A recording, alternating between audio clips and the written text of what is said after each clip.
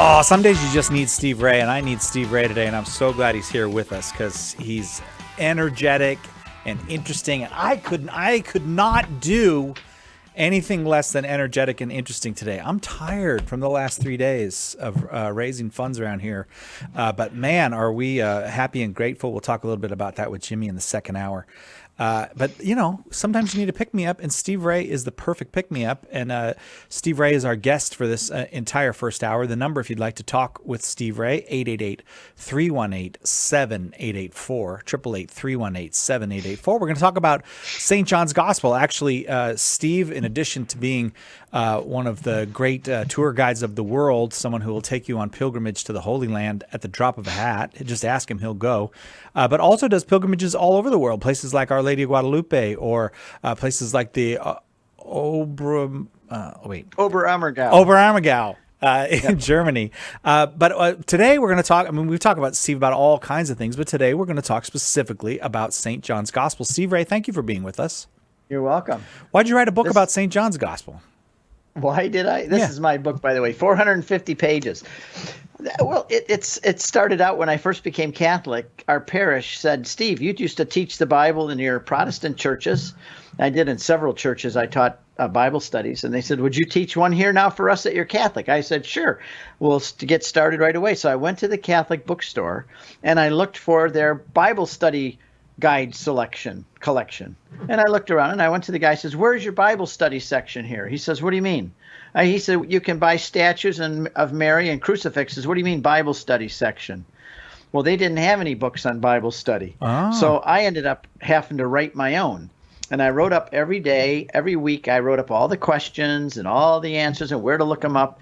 And then I said, you know what, I'm going to turn that into a book. After the Bible study went really well, and we used to get about 150 people come every Friday night at our parish. So I turned it into this book. And it's unique because the first section teaches you how to study the Bible from a Catholic perspective of how to study it. And then the rest of it is an actual verse-by-verse study of the Gospel of John. But I bring out all of the Jewish background and culture, all of the what it was like in the Roman world, because you cannot study John's Gospel without knowing the contemporary culture. It's very much written in the first century, and you have to know the book of Genesis to understand the book of John. Because he recapitulates it right from the beginning, huh? Right?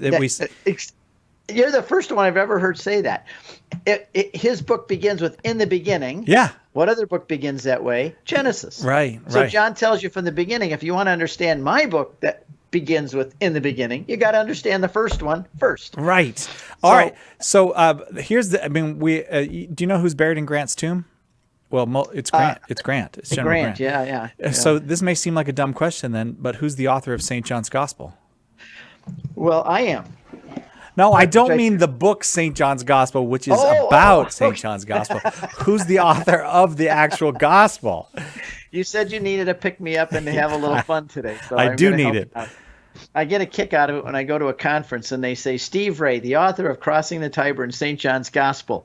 And then everybody chuckles. Yeah, right.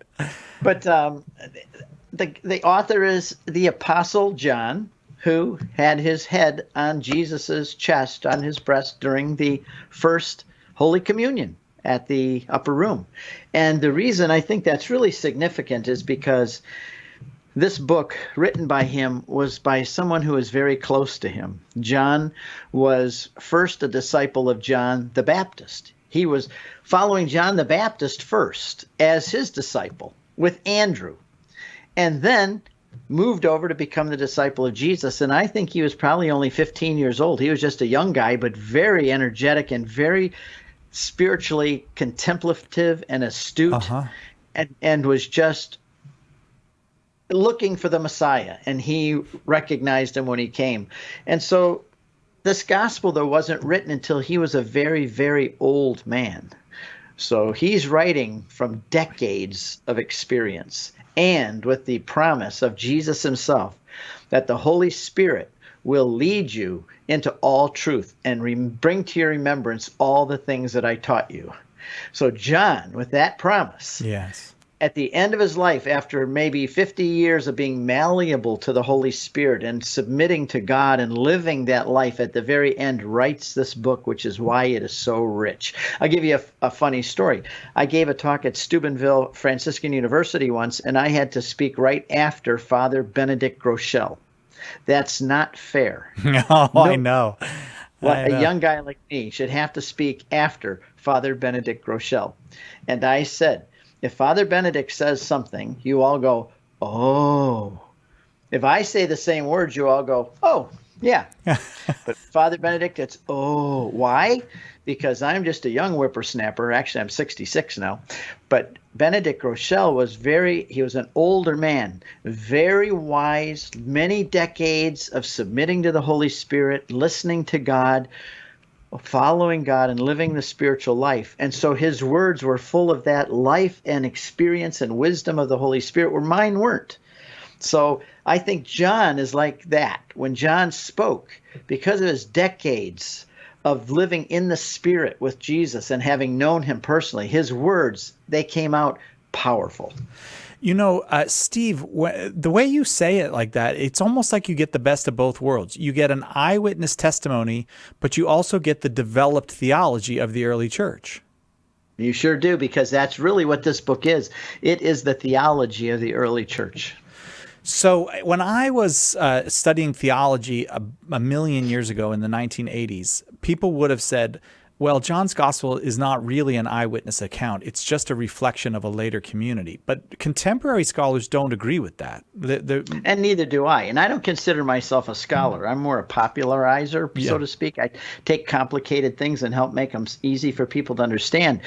But I agree with that. There was a great trend that they called it the Johannine community that wrote the book in the 2nd century, gathering different stories and anecdotes and quotes and things, and they put this together. But I'll tell you, having studied this and having lived the life in the land, I've been to Israel over 180 times. Even one time, I spent the whole night out fishing with Jewish fishermen on the Sea of Galilee. One of those moments where I just said, oh my goodness, I'm out here with Peter, Andrew, James, and John. They're yelling back and forth in Hebrew. They smell like fish and sweat. But anyway, when you read the gospel after having been out all night on the Sea of Galilee and lived in that land so much and getting to know the people and the culture, and you see how intense this gospel is. There's no way a committee could have put this book together. They say that a camel is a horse put together by a committee. And there's just no way that a committee could put this together. This was the hands of a man who had experienced it himself, who had lived it, was an eyewitness, and he wrote it under the inspiration of the Holy Spirit, just like Jesus promised he was going to give John. And in the book, I make the great case that John was the apostle that wrote this book. Lastly, I would say in that regard, the early church that was in the 1st, 2nd, and 3rd centuries, they said, when asked about this, they said that this book was written by John the Apostle in his later years, that Matthew, Mark, and Luke had already written their Gospels earlier. John had read them and approved of what they had written. And then the people said, John, you are old. You had this great relationship with Jesus. You are full of this wisdom. Would you please write down your gospel? And he didn't want to. He was more interested in teaching it and living it out. But they convinced him, and they called this that he wrote the spiritual gospel. The other three are more historical, and they have many more parables and miracles. This one, they said, was a spiritual gospel written by John, and it was written during the reign of the Emperor Trajan. He came into being the emperor of Rome in 97 AD. So this book, this Gospel of John, was written from Ephesus, where John was the bishop, and it was written during the reign of Trajan, which means after 9700. Now, I have two choices. I can either go with what the early church knew and taught, because they were very close to it, or what the modern day skeptical scholars say. And in that situation, I will err with the early church every time. Steve Ray is our guest. He is the author of a bunch of stuff, but included in his books is a study of the Gospel of St. John, and that's what we're talking about today, the Gospel of St. John. Your questions are welcome. 888-318-7884, 888-318-7884. 7884. Right back with your questions for Steve Ray on the Gospel of St. John right after this. It's all about the truth. Catholic Answers Live. Are you a coffee drinker? If so, you can now enjoy a coffee roasted to perfection by the Carmelite monks of Wyoming. Delicious Mystic Monk coffee is roasted and prepared by monks in a hidden cloistered monastery and is available in over 25 varieties. All Mystic Monk coffees are works of perfection and labors of love. For more information on how to purchase Mystic Monk coffee, visit mysticmonkcoffee.com. That's mysticmonkcoffee.com. Underwriting for Catholic Answers Live is provided by Real Estate for Life. Real Estate for Life connects home buyers and sellers to real estate agents while supporting pro-life organizations. On the web at realestateforlife.org. Now, not only can you watch EWTN anywhere but anytime with EWTN On Demand. Get on-demand access to more than 12,000 EWTN programs, including live shows and specials, all in one place, all free. Just go to EWTN.com/on-demand. There's nothing to fill out, no memberships required, and no fees to pay. All you need is an internet connection, and you're good to go. EWTN On Demand. Fast, easy, and free.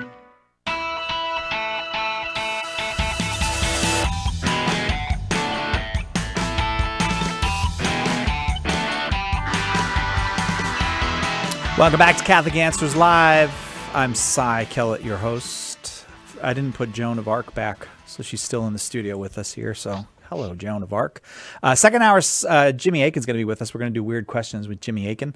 And this hour, we have Steve Ray here to talk with us about St. John's Gospel. He wrote a book about St. John's Gospel, and happy to take any question at all that you might have about St. John's Gospel, something in the Gospel, maybe that always baffled you or that you're fascinated by, or maybe something that it's quite obvious, but you would like to know the deeper meaning of it, because Steve was just telling me about the gospel on working on multiple levels. You want to get into those levels, you're welcome to call 888-318-7884. Before I go to the callers, I wish you would tell people what you just told me at the break, the kind of metaphor you use of the Sea of Galilee to understand what's going on in John's gospel.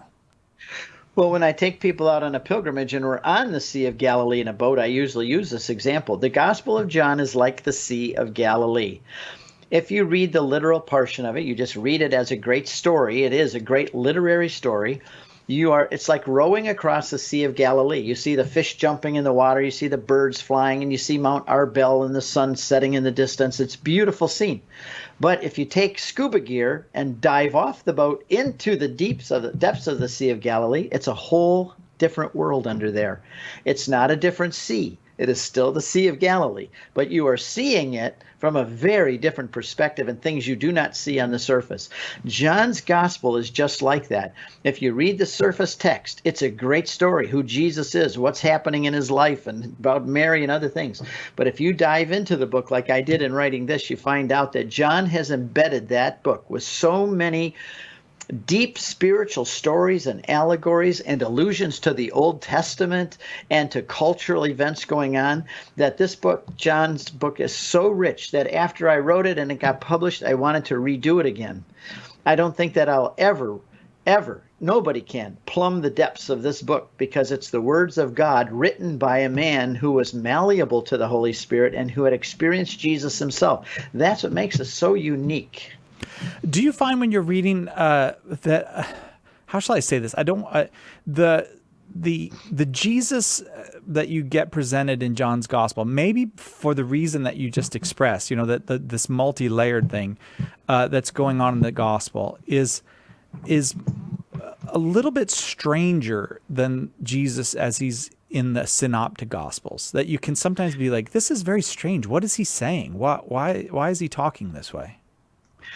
It is, because, if somebody were to listen to you and I talking, two different people, they would explain our conversation very differently. Right. And the four Gospels are like four witnesses to an accident on Main Street. This is the way I like to portray the four Gospels.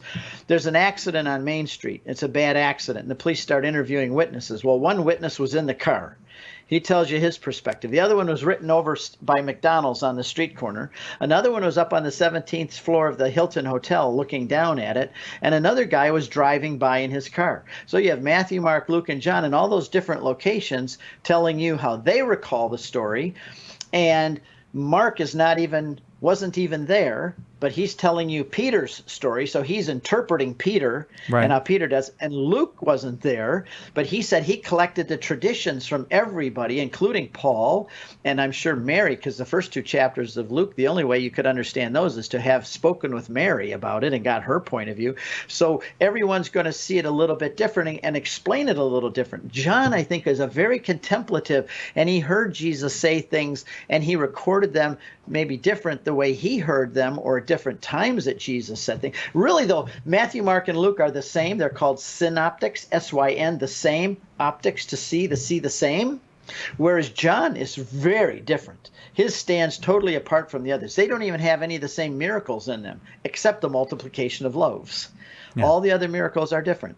And in John's Gospels, he never calls them miracles. He calls them signs. Signs that point you to something, what? To the divinity of Christ. He never uses the word miracle in John. So you hear him write. I think he is writing after many decades of meditating and pondering, and like Mary, pondering these things, and is out of him into this great gospel with the Holy Spirit as a primary author. And oh my goodness, what a book. 888-318-7884, the Gospel of St. John, our topic. Our guest, Steve Ray. We start with Bob in Topeka, Kansas, watching on YouTube Live. Bob in Kansas, your question for Steve Ray. Thank you very much for getting me into queue here, and it's wonderful to talk to Mr. Ray. First off, actually just regarding the dating of John's Gospel, I'm actually very strongly in favor of a pre-70 composition, because consistently when John is describing something, he's describing it in the present tense, like here you can go. It was a world that was utterly destroyed in the revolt. And I know the late Dennis Barton on his website, The Church in History, made a very strong case for pre-70 composition of all the Gospels, though John, after, fully aware of the synoptics, so he didn't repeat the same things here. Why do you think the 97 is better, especially because Andrew was still around helping John, according to at least one early church father. All right, so why do you prefer the late date? Well, I go on the basis of the testimony of the early church and the dates that they gave, and in Eusebius's History of the Church, which was written in 325, he at that point has sources and materials and documents that we don't have available to us anymore, and he's quoting some from some of the fathers. I'm not going to go into all the specific quotes just for the sake of time. I've got them all in my book about how it was written during that time of Trajan.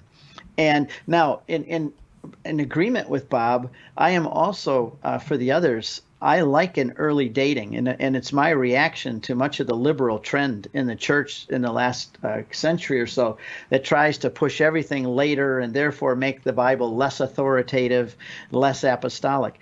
Now, there's also the idea, and if you look at John chapter 8, when you see the adulterous woman, that is not in some of the older manuscripts. It's moved around sometimes. So what we could say is that John had portions of it written, or portions of it were written earlier and redacted later, but I think it was him that did it. I'm not going to buy into the fact that somebody did it later in the centuries. So that portions of John's gospel, and I don't know if anybody would agree with this, the people who spend their time doing scholarship on this, but that he could have written part of this down. He could have had it in his head how he wanted it written. And there are sometimes reasons why they would have written to, for example, when Matthew, Mark, and Luke talk about the destruction of the temple and so on, some people say that had to be after the events because there's no way they would have known about that. Well, give me a break. Jesus told them it was going to happen. He's a prophet. He knew it was going to happen. It doesn't have to imply that somehow it was written afterwards, because they describe the end of the fall of Jerusalem. Jesus told them what was going to happen. And I think in John's gospel, my basic attempt at and I'm not saying that I'm right. I'm open to criticism too. But I go on the basis of the early fathers who were there much closer to the event that I was. I love one of the words, I think it was Irenaeus or one of them says that we still have the words of the apostles ringing in our ears. And that was the dating that they gave for it. And so I pretty much have fallen on, like I said, if I'm going to err on the side of one way or other, I'll err on the side of the fathers. Bob, thanks very much. Appreciate you getting us started in our conversation with Steve Ray about St. John's Gospel. Let's go to Dan in Dearborn, Michigan, listening on his Amazon Alexa. Hi, Dan. Your question for Steve Ray. Hi. Hi, Cy. Hi, Steve. Hi, Dan. Hi, Dan. I have a question related to John 6. So I recently, actually just in June, entered the church, and it's been awesome, really. Praise God. Really happy, and yeah. So I was dialoguing with a friend of mine, and he brought up, John 6. We were talking about the Eucharist, and he brought up that maybe Jesus was being symbolic in order to intentionally confuse people, because there's this passage, I think, where Jesus says, I speak in parables so that, people don't understand all the time. And I was wondering what do you think about that theory, or what do we make of, when Jesus does say, he's speaking in parables so that people actually don't get it sometimes? I don't think that's the case, because he was also speaking to his disciples, and these were disciples that were listening to him. If you look at it, these are the people who he had fed loaves and fish the day before. They were loosely disciples. This was not where he was being confronted in the temple with the scribes and the Pharisees, who he did like to play games with, and I think deliciously so at times in his irony and the way he did it. But I would just make three cases why I would, and we could do it a lot more. We could spend an hour on that topic, and I do in my book a lot. But I would say one thing that shows us that is relating to the Eucharist is, number one, in the institution of the Eucharist in Matthew, Mark, and Luke, it begins with saying it was the time of the Passover, and the meal ends when it says, and Judas got up and left. Now, when John couches this passage in John chapter 6, he starts by saying it was the beginning of the Passover. That is very significant, because he's telling you that what's happening here is related to the Passover. He's writing this gospel after Matthew, Mark, and Luke, so he's assuming you've already read those, and you've read the institution of the Eucharist, where it said it was the time of the Passover, and they went into the upper room, and at the end Judas got up and left. Well, here he bookends this the same way. It's the time of the Passover. Then he explains about eat my flesh and drink my blood, and then for no reason whatsoever in this passage it said, and then something about Judas, and he was the one who would get up and leave. Very unnecessary in this speech that he's giving to mention Judas getting up and walking away. What he's doing is he's couching it in the same framework that he did the institution of the Eucharist in Matthew, Mark, and Luke, to show you that that's the context he wants you to think about when he's reading it. Second of all, there is no institution of the Eucharist in John. In Matthew, Mark, and Luke, they all have the same one. They go in the upper room and he prepares the meal. And he said there, and this was not to confuse anybody, he said, "This is my body. This is my blood."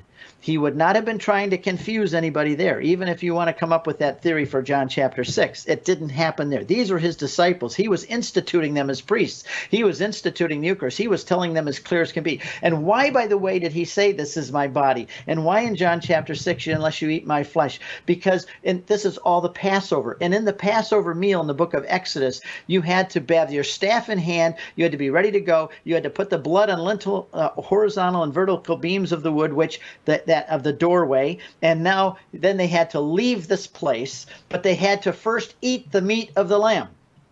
And they had a real lamb, and they cooked it, and they ate the meat, and then they got up in their staffs and they left. And it said they get up and go from this place. John chapter 6 does the same thing for you. it says actually that they come to, it is the time of the Passover. And in John's gospel, at the end of chapter 14, when they get up and leave the upper room, he said, let us get up and go from this place. Almost so that you have to picture Moses and them getting up and going from the place. And in the Passover meal, you had to eat the meat of the lamb. And when you go to the passages about the Passover meal with Jesus, you don't see a priest. There's supposed to be a priest involved in the Passover meal, and you don't see a lamb. Where's the lamb? There is a priest. Who's the priest? Jesus is there. He is the priest. And where's the lamb? Jesus is the lamb. And if this is the Passover meal and he's the lamb, what do you have to eat? This is my body, which is given for you. We are in the upper room. We have to eat the meat of the lamb. He's the lamb, so he's given us his body to eat. And when you drive in our bus, and I've been to Capernaum so many times, it says the promise of the Eucharist, the Church of the Promise. Jesus is promising it within the same context of the institution.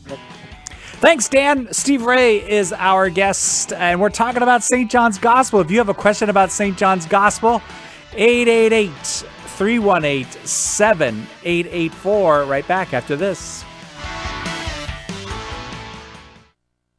Hang on. We'll be right back with more Catholic Answers Live. Why does everyone need to be saved? Does the Bible say we're saved by faith alone and not by works? What does the Catholic Church teach about heaven, hell, and purgatory?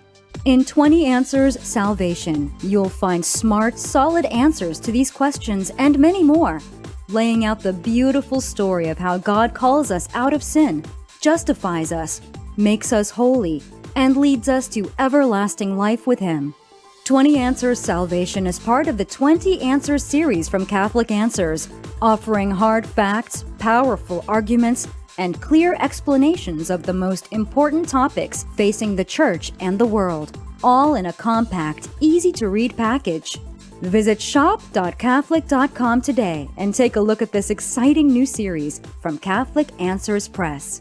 Many Catholics ignore the Bible. They say they have the Church instead. But we should embrace sacred Scripture, not just as the revealed Word of God, but as a Catholic work, intimately connected with the Church from the earliest centuries. In The Bible is a Catholic Book, apologist Jimmy Akin shows how the Bible cannot exist apart from the Church, in its origins, in the truths it contains, in its careful preservation over the centuries. Scripture is inseparable from the Catholic faith. This is fitting, since both come from God for our salvation. If you're a Catholic who sometimes gets intimidated by the Bible is a Catholic book will help you better understand and take pride in this gift that God gave the world through the Church. After all, Catholics are the original Bible Christians. Order your copy of The Bible is a Catholic Book today by calling 1-844-239-4952, visiting shop.catholic.com, or asking for it at a good Catholic bookstore near you. Does the Church have too many rules? Join me, Dr. David Anders, as we answer your questions right here on Called to Communion, Monday at 2 p.m. Eastern. Now, back to Catholic Answers Live.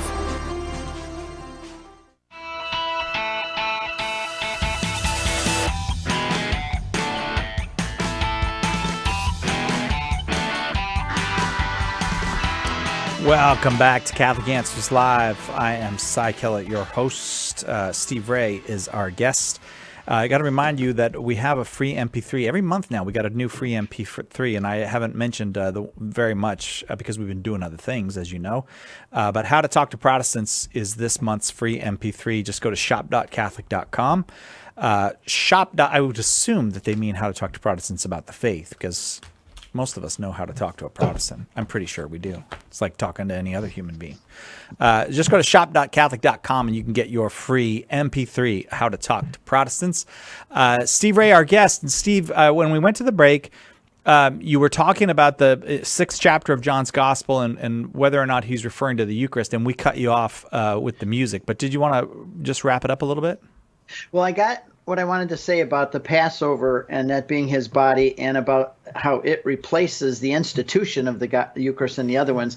And that when you go into Capernaum today, And we're grounded a little bit, but I'm going to be back on the road in April, just so everybody knows. Starting April, all of our pilgrimages are going to go full blast again.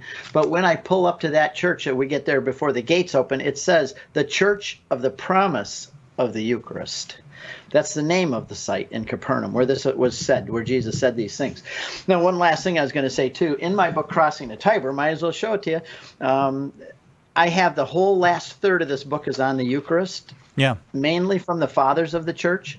And my third point I would have made with our caller, I'm bad with names, but I would have made is that from the very beginning, all the church fathers taught the real presence of Christ in the Eucharist and used that passage as the basis, along with the others, for understanding the real presence of Christ in the Eucharist, his body and blood, that Jesus was speaking about the Eucharist in this passage.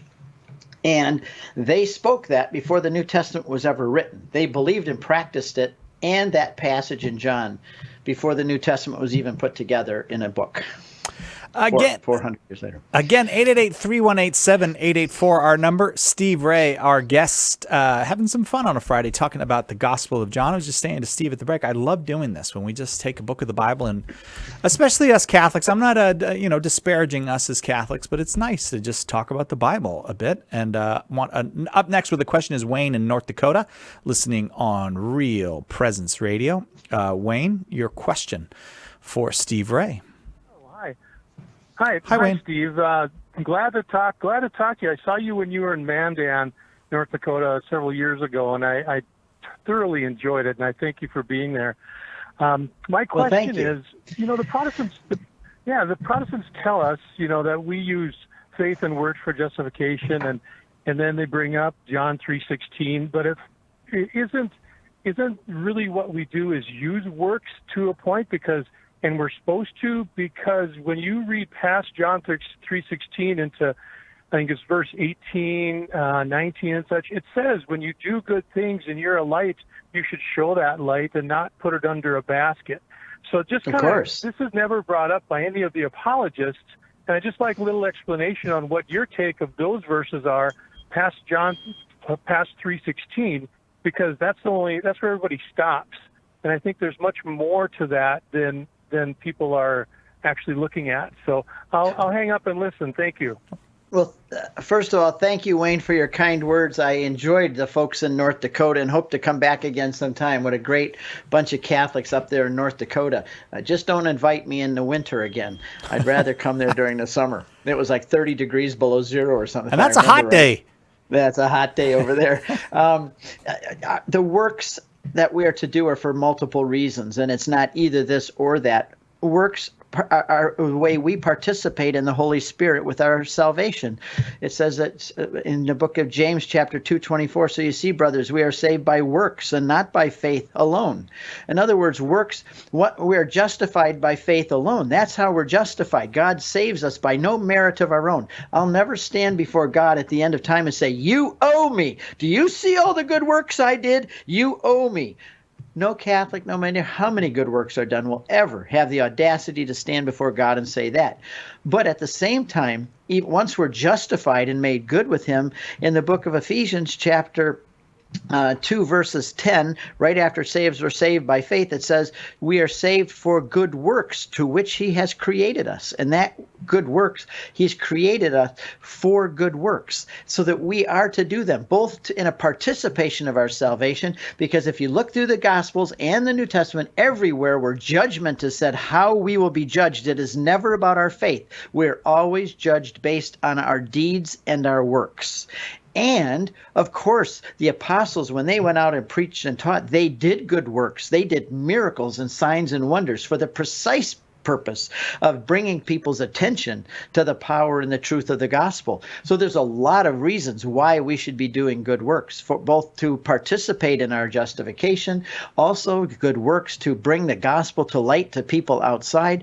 And one of the things that us Catholics do, we do a lot of good works. We do a lot of good things for people, but we don't tell them why we do that, and we lose such an advantage. I'll give you an example. My wife was at the grocery store a while ago, and an elderly lady came out with her arms full full of groceries, and she couldn't open the door. So my wife rushed over and opened the door, and the lady said, "Oh, thank you very much. I appreciate that." And my wife said, "You are welcome." That's where most Catholics would stop. But my wife added, "We're Catholics, and we just love doing good things for people."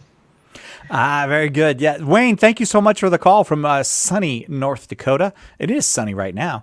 888-318-7884, the number here. Steve Ray is our guest. He wrote a wonderful study guide to the Gospel of St. John. And so we're talking about the Gospel of St. John. If you have questions about the Gospel of St. John, you are welcome to call 888-318-7884. And Steve will talk to anybody. You don't have to be Catholic. You don't even have to be Christian. You got something you want to know about the Gospel of St. John, you just pick up that phone and call 888-318-7884. Monty in Tulsa, Oklahoma is next, listening on Oklahoma Catholic Radio. Hey, Monty, you got a question for Steve Ray? Hi, Monty. Did you slip? I'm going to come back to Monty because I'm not exactly sure what happened there. It sounds like you got interrupted by family business. All right, we're going to come back to you, Monty. Hang on. You just hang on. We'll come back to you. 888-318-7884, the number. Let's just go to Jack in Atlanta, Georgia, watching on YouTube Live. Jack's got his act together. I can feel it. Jack, you there with us? How are you? Good. Thank you. How are you? Hi, Mr. Ray. Hello. Your work. Thank you very much for coming on the air today.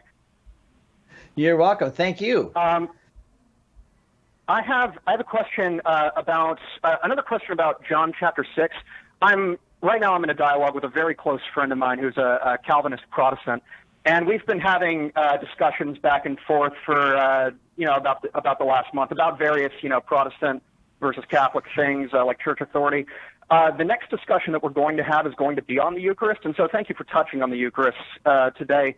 I did have one objection that I could see him raising to John chapter 6, because John chapter 6 is one of the major reasons why I became a Catholic in the first place. But I could see an objection that could be raised in John chapter 6, verse 63. Let me interrupt you there, buddy. When I was an evangelical Protestant and I used to go after Catholics, that was my verse. I would say, you Catholics, you go prattling on in a happy little delusion that this is referring to your Eucharist. But when you get to verse 63, that's my verse. And I would cut the Catholics off at the kneecaps. It says, my words are spirit and life, but the flesh profits nothing. So you Catholic, you've been talking and telling me all about Jesus saying you have to eat my flesh. But he ends this homily by saying the flesh profits nothing. So what are you going to do now? Did I get it close? Oh, yes. Okay. Yes. All right. So what's the answer, Steve, to this fatal argument? One of the things I've learned in apologetics and being a Catholic is that the verses that Protestants use against us, if we really study and get to know them, they are our strongest verses. When you do a study of that passage, Jesus says, my flesh, my flesh, my flesh, and then he changes it to the flesh profits nothing. If you say that Jesus is saying that his flesh profits nothing, you prove too much and you deny the need for the incarnation or the bodily resurrection. Jesus did not say that my flesh profits nothing. He says the flesh profits nothing. So you do a search. I have a program called Verbum. If you want to know about it, send me an email and I'll tell you about Verbum. I live on this Catholic software program.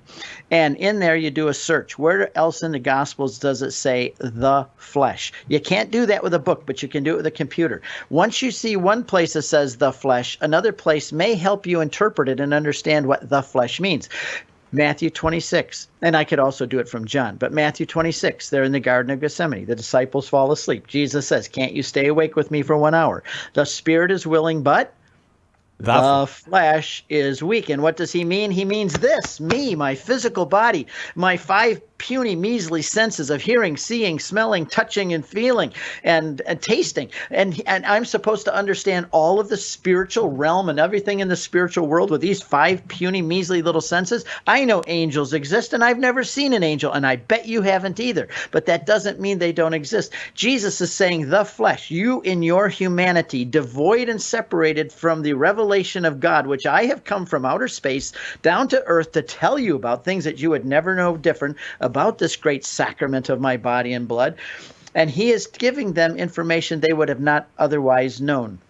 And so when Jesus says the flesh profits nothing, he's referring to our humanity, which is not able to decipher and understand all the deep mysteries. That's why he even says my words are spirit and life. They're mystery. They're sacrament. There's no way you could even know or understand them unless I come and give you that revelation.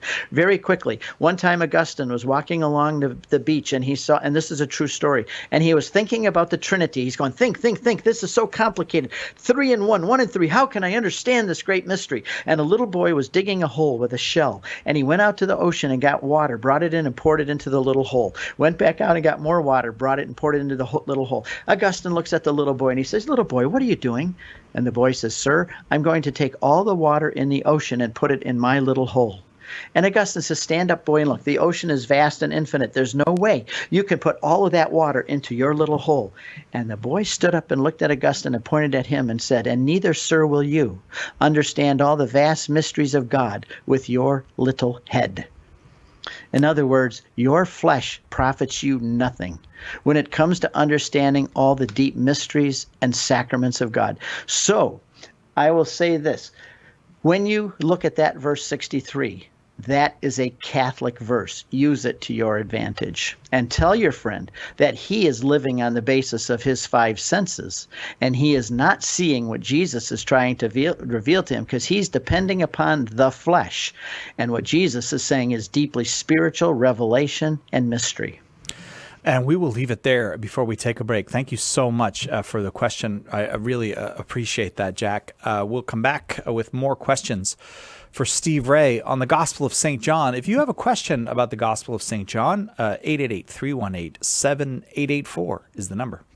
Your questions, Catholic Answers, live. EWTN, teaching the truth. Well, I don't think we're like the typical college students because we really hang out at our campus ministry and everything. It's amazing about how much more connected you feel. We share really cool articles from actually you guys, EWTN, and like what you were saying about evangelization. So that's really nice. EWTN. Live truth. Live Catholic.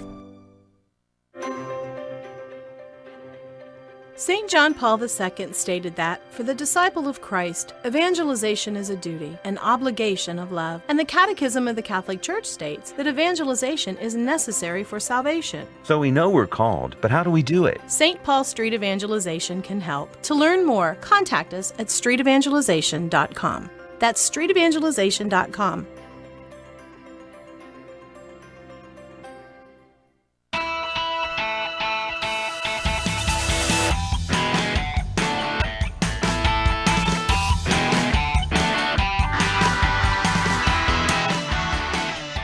Welcome back to Catholic Answers Live. I'm Cy Kellett, your host. Our guest is Steve Ray, so that means we're having fun. We're talking about the Gospel of St. John with Steve, who wrote a book called St. John's Gospel, among his other books. And you're welcome to call and ask Steve a question if you've got one about the Gospel, 888-318-7884, 888-318-7884. Up next in Chicago, Illinois, Alex, watching on YouTube. Alex, your question for Steve.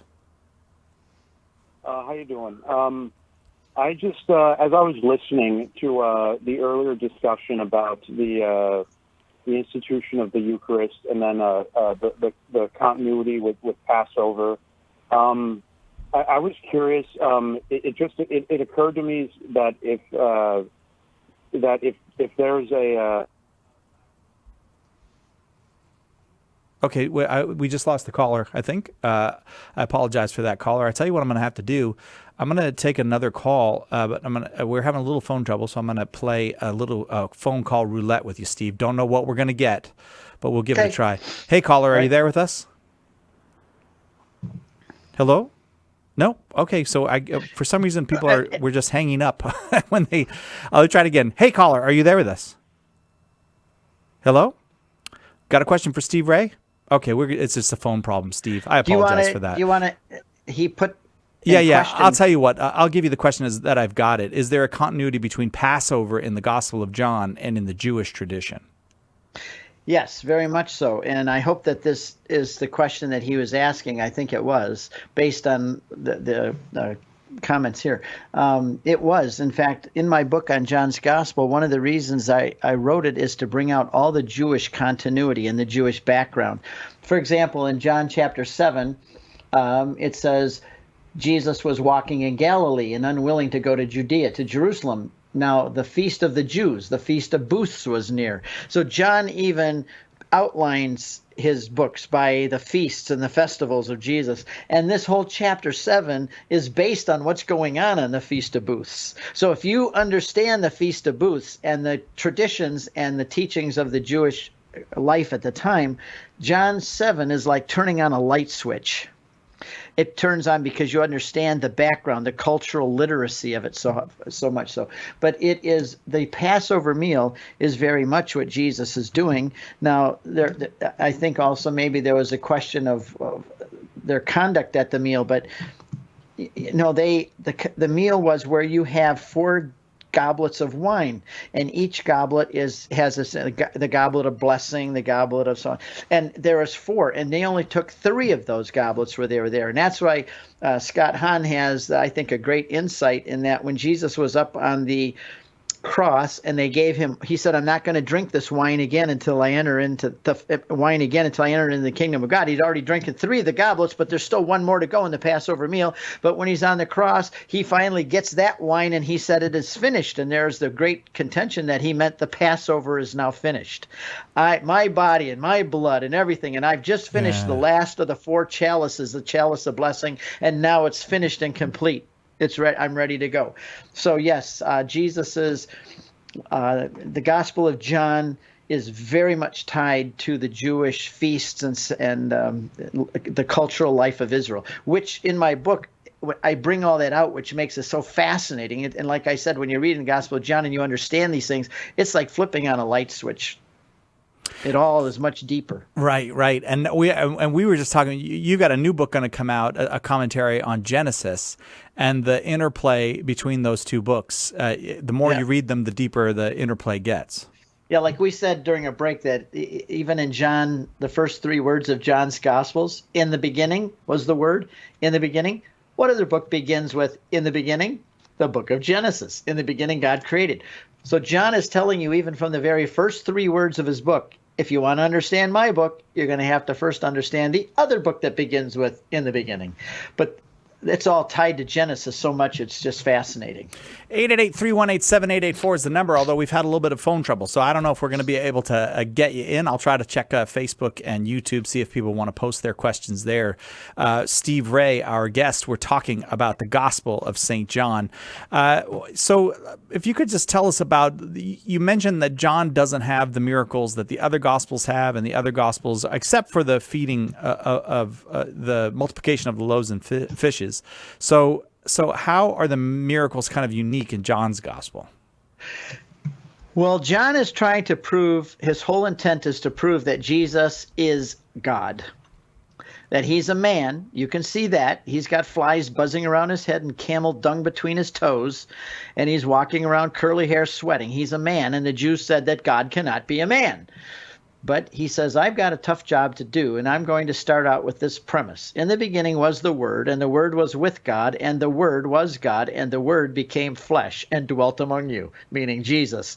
Now he's going to have to prove it. What does he do to prove it? A lot. He does 7 miracles, but he never refers to them as miracles. They are 7 signs. And what does a sign do? It points you to something. Yeah. If you see exit, it's pointing you there. The signs in John's Gospel point to his divinity. Now, what is the number 7? Even the number of signs. 6 is the number of man. It's the number of incomplete. There are 7 days in a week, 7 archangels, 7 sacraments. 6 is 1 beer short of an 8-pack, so to speak. It is the number of man and of incompleteness. 7 is the number of God. It's the perfect number. So when you have 7 signs, right there alone, he's telling you something of using numbers.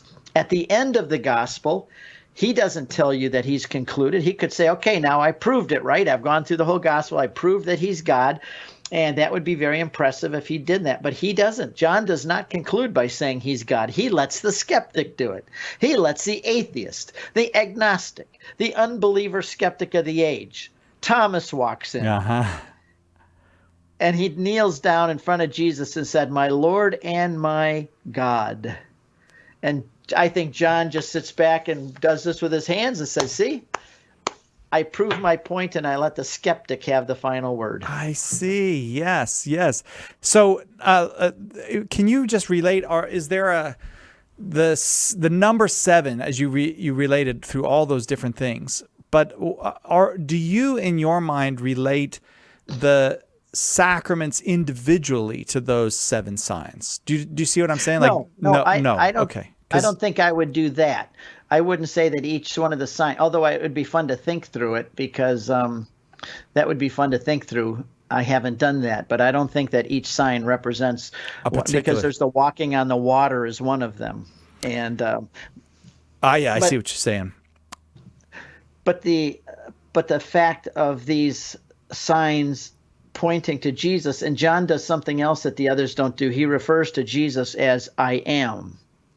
And that goes back to the name of God in the book of Exodus when Moses said to God, "Who should I tell Pharaoh sent me?" He says, "Tell them I am sent you." And John's gospel, and in the New American Bible that we use at Mass, they very courageously, I think, put that in capital letters, "I am." In other words, that's the name of God. And Jesus is using that name of God, and it infuriates the Jews whenever he does it. And one time he did it at the Garden of Gethsemane. He said, "Who do you seek?" And they said, "Jesus." He said, "I am." And they all fell down backwards. Right. Yeah, I forgot that. I think it was the divine name knocked them right on their butts. Yeah. Do you, when you think about John, you gave a date about almost 70 years after the death of Christ for this. So this is a long period of reflection for John. So that means John must be very young when he encounters Jesus personally. I think so. Yeah. Because I think that Jesus had a sense of humor too, because at one point John and James said, "Jesus, we're going through the Samaritan territory and they don't like us. Can we call down fire from heaven and burn them all up?" Now, that doesn't sound like John at 85 or 90 years old. That sounds like John at 15 years old. That's something I would have said at 15. "Lord, we're with you. We can do miracles. Should we just burn up all of the Samaritans? Just call down fire and burn them all up? Oh, and by the way, can we sit at your right and your left hand when you get to glory?" Exactly. Yeah. You see a real transformation in the person. We do. So you start out your knowledge of John. He's just a young guy. I call him a young whippersnapper. And that's why Jesus loved him. Jesus loved this young guy who just, I remember myself when I was 17 years old. I found Jesus in a Protestant context, but I was on fire for Jesus. Right. There was nothing that mattered in life. And I think Jesus loves that attitude in people, whether they're young or old. When somebody just said, "I'm mad, I'm absolutely crazy for Jesus. Yeah. I don't care about anything else. I'm going to be his disciple. I'll die for him if I have to." And here's young John, probably 15 years old, a disciple of John the Baptist. He's walked 90 miles back and forth to be with John down at the Jordan River by the Sea of the Dead Sea, and then come back up. He's willing to do all of that. He loves Jesus, and he loves the Jewish faith, and he's waiting for the Messiah. And all of a sudden, he meets this guy, and he knows that's him. That's who I've been looking at. And he just goes head over heels in love with him. And you don't ever see John fighting Jesus or arguing with him. He's just enthusiastic like a young whippersnapper, can't wait to do anything Jesus tells him to do. Now he's an old man. And I know I have mellowed out, I hope to a good way. I'm not going around trying to burn the Samaritan villages anymore. I'm just wanting to, and the end of John's life, by the way, we have some stories of his life that are extra biblical. In other words, they were written by the fathers of the church, and it said that when he was very aged, they would bring old John into the church, and everybody would be hushed because he's old and his voice is silent. And they said, "John, teach us, John." And he would lean forward and he would say very profoundly, "Love one another." And he'd lean back. "That's good, John. That's good. We understand. Now teach us more. Love one another." But John, tell us more. He said, if you do that, you've done everything. Love one another. So he's come to the point where at the end of his life, where he is no longer trying to burn the Samaritans or sit at Jesus's right hand. Now he realizes that the whole of the gospel, everything God wants is summed up in the 2 commandments, love God and love your neighbor. And if you love your neighbor, you have fulfilled all the commandments and you are precious in the eyes of God. You are anyway, but I mean, this is the works that God wants us to do. So we see these stories of John at the end of his life, who are very old, very simple now. The gospel is very simple. Just love one another. What a great way to end an hour with Steve Ray. Steve, thanks so much for taking the time to talk about St. John's Gospel. I feel like we could do this 10 more times and we'd still get plenty. As long as the phones don't break, we get plenty of callers. Steve Ray is the author of St. John's Gospel. You can find his books wherever you get your Catholic books. Steve, I hope you're traveling and taking people on pilgrimage again soon. Thanks for doing this. We will. And they get my book at CatholicConvert.com. They're signed. CatholicConvert.com. All right, Jimmy Hakin coming up next. Weird Questions.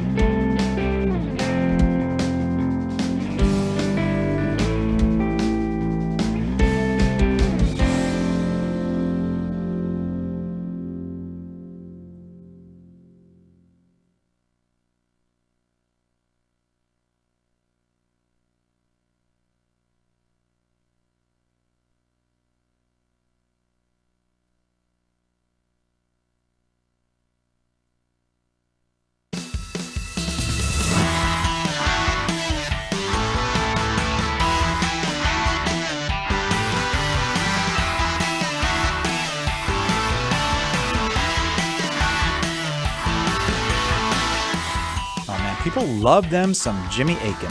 Jimmy Akin, the beloved Jimmy Akin. That's what I want to call him because he's here with us yesterday for 2 hours.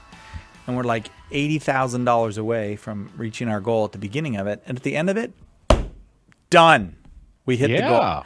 I know. We did. We made our drive goal of $200,000, and that was super wicked awesome. That was great. Yeah. Thank you so much to everybody who's donated. We're now fully funded for the next 3 months. Yes. I said to John Sorensen, now you can't fire me for 3 months. And he's like, I'm pretty sure we can fire you if we want. And so I felt like this job security afterwards, but whatever. That was so exciting. And I just feel like, I don't know, grateful. I don't know there's no other word. Yeah, grateful to people for supporting us like that. And so in order to reward the entire earth for supporting us in that way, we decided to do what apparently is the world's favorite thing, Weird Questions with Jimmy Akin. So we're going to do a full hour of Weird Questions with you, Jimmy Akin. Sweet. Oh, and a new Jimmy Akin's Mysterious World. Sorry, I had the word weird stuck in my head, but Jimmy Akin's Mysterious World dropped today, and it's a good one. It's about God and the gods. They're all good. Well, yeah. I wouldn't do them if they're not good. I don't know. Episode 43. No, I'm just kidding. I don't have them memorized. But God and the gods. Yeah. So I talk about the concept of divinity because it's understood differently in different religions. I talk about monotheism and polytheism and how the distinction is not as clear cut as people might always think. Right. I talk about how the biblical worldview handles the question and how God's court works, who the mysterious sons of God in the Old Testament are. They were the fathers of the Nephilim. I talk about all the different roles in God's heavenly court, including the prosecutor. Could it be Satan? Oh, yeah. That's what the word Satan means in Hebrew. It means accuser. So he's like the prosecutor in God's heavenly court, and among other officials. And I talk about the angelic princes that rule over nations and all kinds of interesting things.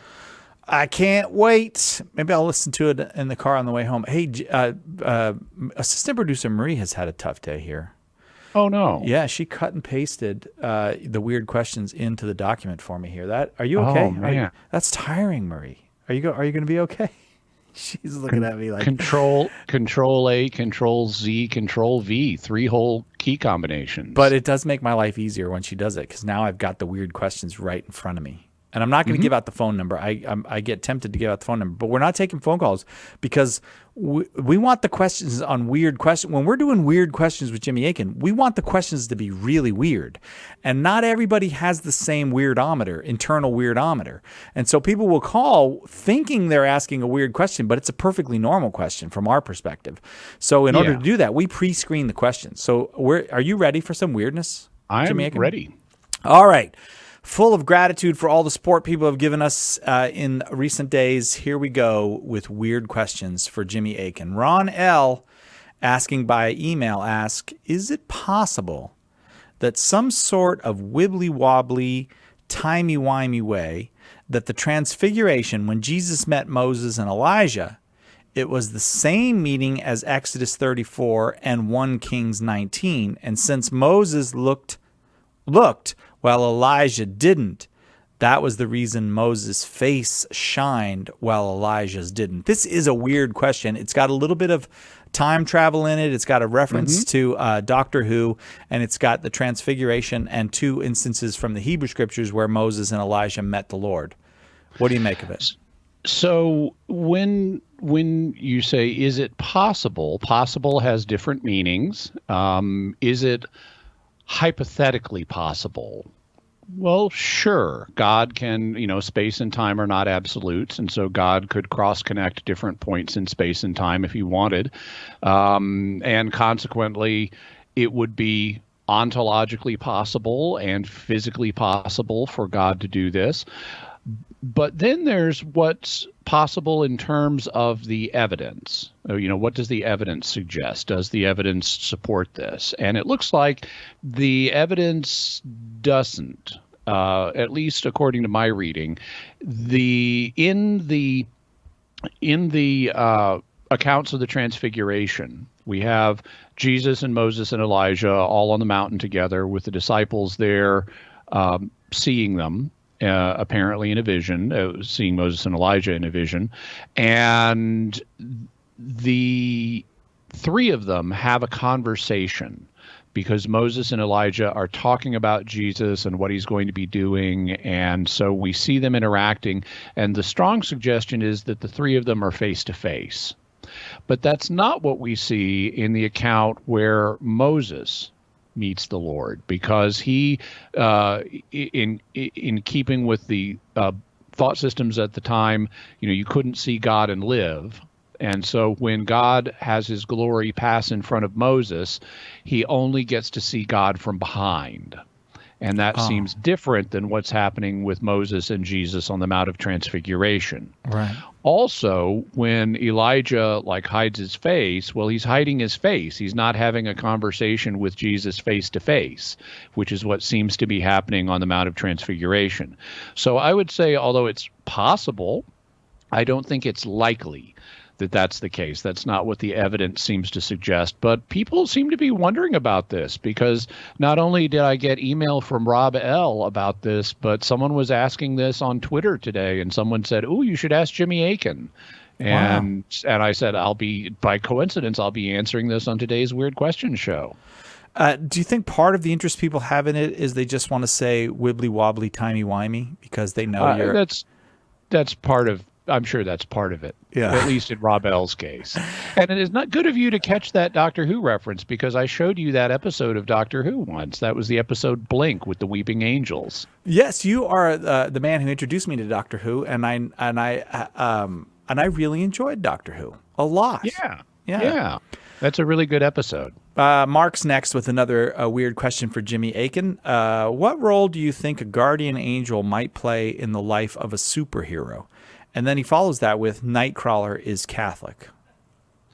Yeah, and Nightcrawler is Catholic, and he's far from the only Catholic superhero. There are others, too. For example, the Huntress in Gotham City is also Catholic, as is Daredevil in New York.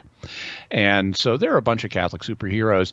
But regardless of whether they're Catholic or not, I think the guardian angels in the life of a superhero are going to be extra active, because they get in a lot more danger. They get in a lot of dicey situations where they have to evaluate, do I use violence here, and how do I protect innocent lives? And so I think guardian angels in the case of superheroes are going to really need to have their A game.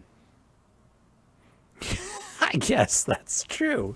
For some reason I had the feeling Batman was Catholic, but is there some Batman is ambiguous. They don't really say. He seems to either be Catholic or Episcopalian, but they haven't really settled that one.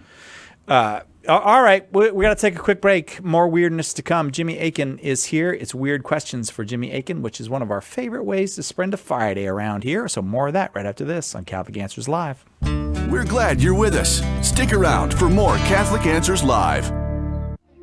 Underwriting for Catholic Answers Live is provided by Real Estate for Life. Real Estate for Life connects homebuyers and sellers to real estate agents while supporting pro-life organizations. On the web at realestateforlife.org.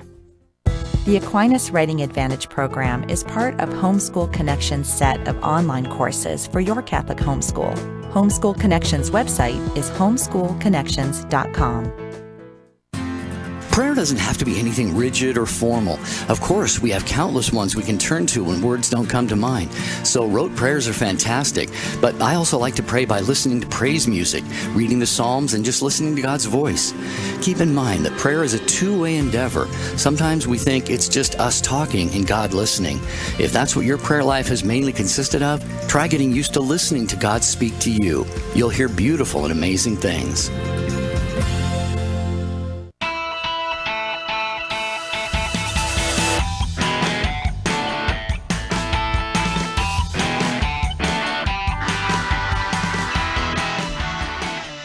Welcome back to Catholic Answers Live. I'm Cy Kellett. Your host, Jimmy Akin, is our guest, and it's a good thing because the episode today is Weird Questions with Jimmy Akin, and those are no good when Jimmy Akin's not here. All right, this question is what on earth? I'm sorry to be interrupted, but what on earth are you holding, Jimmy Akin? I'm holding, for those who are seeing this streaming, I'm holding Amigurumi Jimmy. So this is something, since you mentioned Mysterious World, it brought this to mind. Some of the fans of Mysterious World send in fan art. That's one of the best things about Jimmy Akin's Mysterious World. I know you've got some art from some of your young listeners, and I love it when you share that. And also professional artists and various people. This is a professional. So one woman, her name is Heather C., decided that most of the fan art I get is, drawings and stuff like that. But she said her talent is with yarn. And it is a talent. Amigurumi, which is a Japanese craft where you make little dolls or figurines out of yarn. And so she made an Amigurumi Jimmy as her fan art submission, and she sent it to me. So I have an Amigurumi Jimmy here. It's got me. It's got my hair. It's got my beard made out of orange yarn. It's wearing a purple shirt, wardrobe correct, which I frequently wear. I'm wearing a purple shirt now. She's got the white pants. She's got a white removable cowboy hat. And it looks absolutely awesome. And so I've put the picture on my website. I put it on Facebook if you want to see it. But I thought I would share it with you, Cy Kellett, and with our audience today. So Amigurumi Jimmy. That is awesome. What's her name? Because she did a great job on that. Heather C. Heather, you did a great job. If we can get an Amigurumi Cy, I want to do, we could do a video where the two of them talk to one another and we could do the voices. Or battle, Oh, I don't want to do battle. Well, I'm a boy. I have a Y chromosome, so I instantly think, what do you do with action figures? You have them battle. That is really cool. If you're not watching the video now, you should take a look at the video later to see The best thing, though, is it's like the time Jimmy wore celery, where he just doesn't say anything. I look up and then something new is going on. There was Amigurumi Jimmy. Well, he looks good. That's tiny little Jimmy. All right, I got another weird question for you, Jimmy Akin. Okay. It's not that weird though, because it involves J.R.R. Tolkien, and that's not that weird.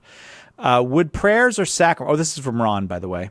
Would prayers or sacraments be valid in a fictional language like Elvish? Now, he qualifies. Elvish is unique because A, it's a functioning language with grammar and syntax, not merely gibberish, which I feel like might be a stab at the people who speak Klingon, but that's a functioning language too.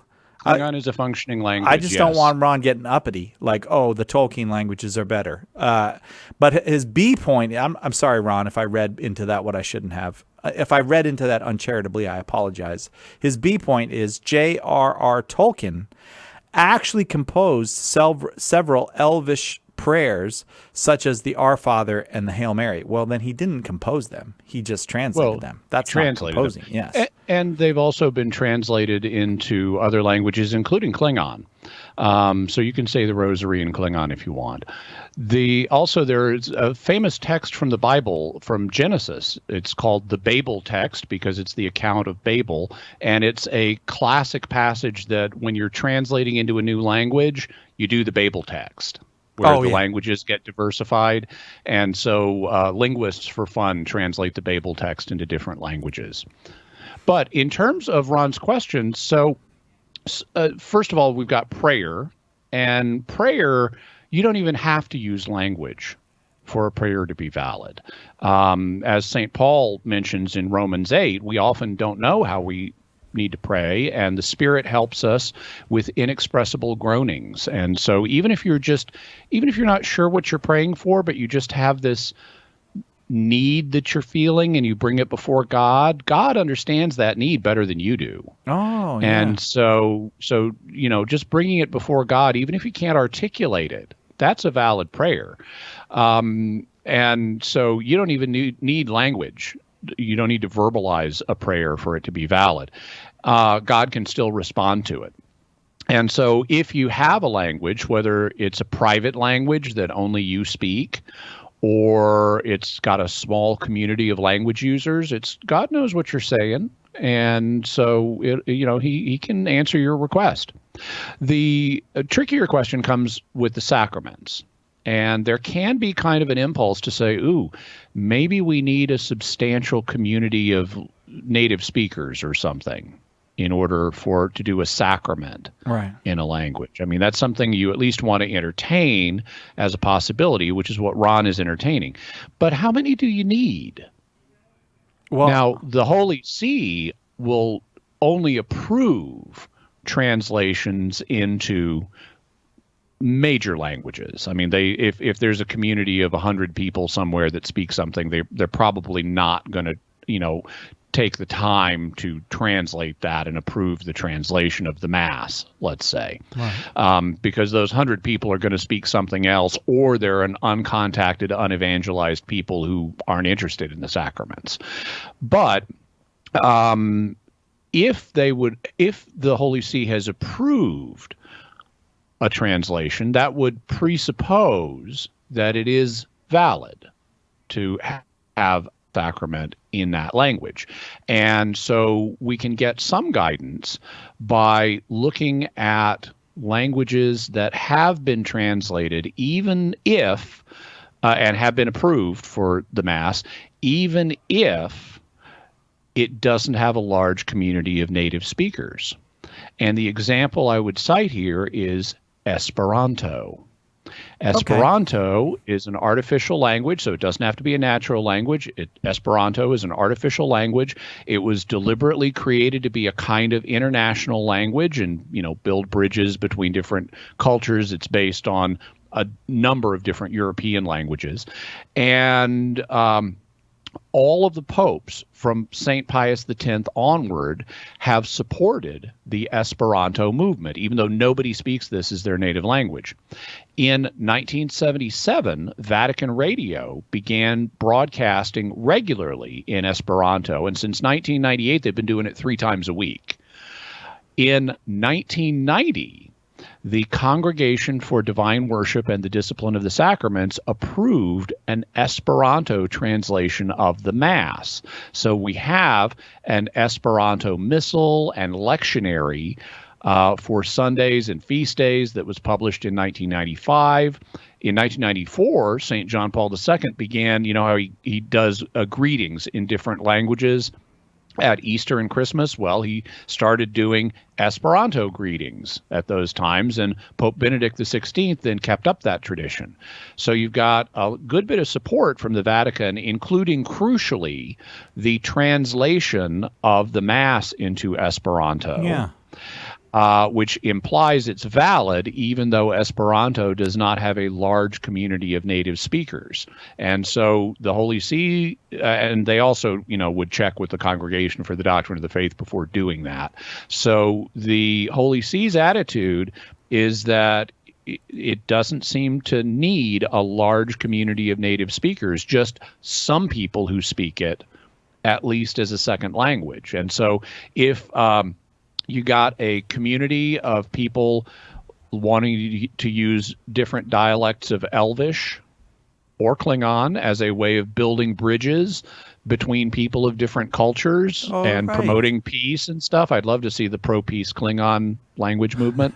Then, or the Elvish for that matter, they can be pretty aggressive in battle. They can be a little snippy, those elves. Yeah. Well, in any event, if you got a community that was using these artificial languages to build bridges, they might attract the attention and approval of the Holy See the way Esperanto did. I hope we get, just because I love to hear Carlo speak Pig Latin, I hope we get a little more use of Pig Latin. You can do Pig Latin, Jimmy, well. Carlo, fairly well, Faye.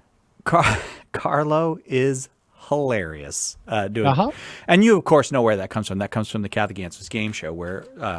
yeah, I would have to read an answer in Pig Latin as an option of a lifeline for people. Yeah, the best is Carlo. Because it's particularly... to see a person who is competent in so many things, as a musician and as a scholar and all that, to be... I don't want to say this in a hurtful way, but to be incompetent at something is kind of fun. All right. It's humanized. Yeah, humanizing, right, for Carlo. Let's go. Here's And another for all of us. Here's another weird question for you. I think we've asked you this one before. Mark wants to know, where is the Ark of the Covenant? I don't know why he thinks you would know, or maybe Jimmy, you could do a Mysterious World episode on it. I bet you already have. I haven't yet. I will. I haven't yet, but you can look forward to that. So clearly, the Ark of the Covenant is being studied by top men. We've got top men on it. Is currently housed in a warehouse, maybe Warehouse 13. I don't know. But setting fiction aside, we don't know where the Ark of the Covenant is. It's possible it may not exist anymore. Some people have speculated that the Ark of the Covenant may have been destroyed by the Babylonians, but I don't buy that. If it had been destroyed, the authors of the Old Testament would mention it, because they do talk about what the Babylonians did when they captured Jerusalem and destroyed the temple on Tisha B'Av. The day we just talked about. We just talked about recently. It talks about how they took various artifacts from the temple back to Babylon with them because they were holy artifacts. I mean, they didn't disbelieve in the God of Israel. And so, I mean, they were polytheists. They accepted all kinds of gods. And so it's like, okay, we've got this, we conquered this people. We're taking their holy stuff now and bringing it back to Babylon. And they preserved it. They didn't like melt down the candles, the menorah or anything like that. So if they had taken the Ark, it would be mentioned alongside the other artifacts that the Old Testament authors mentioned the Babylonians taking. So I don't think it was destroyed. The evidence we have, therefore, suggests that it was hidden. It was before the temple was destroyed, they managed to get the Ark out and took it somewhere. Now, the question is where? In Ethiopia, there is a tradition that the Ark was taken there. And according to some versions of the story, like King Solomon gave the Ark to the Queen of Sheba when she visited and asked him weird questions for King Solomon.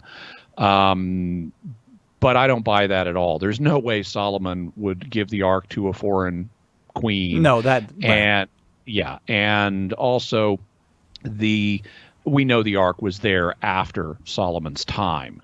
So it was there until the Babylonian exile, and then it disappeared. I think what the Ethiopians have, because they have a church in Axum that is reputed to house the Ark, and they apparently do have an artifact in there. What I think it is, and what the evidence supports it being, is a replica of the Ark that was made at a later date, and then eventually people's memories, they would venerate this replica, and then people's memories got fuzzy and they stopped realizing, oh, it's just a replica, because they were treating it as a holy object. According to other accounts, and this one strikes me as quite plausible, the Ark was hidden in a cave. And that's a logical place if you're trying to hide something from conquering invaders, put it in a cave. That's what the authors of the Dead Sea Scrolls did in the Jewish War of the AD 60s. The Romans were coming in, they were stomping everybody, and so they took their sacred library and stuck it in a cave, where it remained until it was discovered in the 1940s. So the Ark could be in a cave somewhere, and there are accounts of that being the case from the ancient world, including a letter that is prefaced to the book of 2nd Maccabees, which says that according to the traditions that the letter author is aware of, the prophet Jeremiah took it and hid it in a cave. But it might not exist anymore because 2,500 years is a long time. And so it could have been, broken up in the intervening time, or it could have simply decayed because it was made out of acacia wood. And wood, if you put it in a watery environment, so if it was a cave that had water in it, it might not survive 2,500 years. That's one of the reasons we find so many ancient manuscripts in Egypt, because it's dry there. But we don't find ancient manuscripts like that, not ones that old, in Europe because it's wet there. And Israel has some dry areas, but it's also got some wet areas. So The question of where the Ark of the Covenant is an open question, as is the question, does it exist at this point? But it is a subject I'll be looking into in the future. Some people say, though, that it's in heaven. That you get that every now and then. This is based on Revelation, where the book of Revelation depicts God's temple in heaven being opened, and the Ark of the Covenant is seen there. That may not be the physical ark, though, because God has a heavenly temple, and so it could have a heavenly ark, just like there's an earthly ark. Earthly temple. Jimmy Akin's our guest. It's Weird Questions with Jimmy Akin, and they get weirder from here. I'm really looking forward to the next one. We'll do that right when we come back after this on Catholic Answers Live.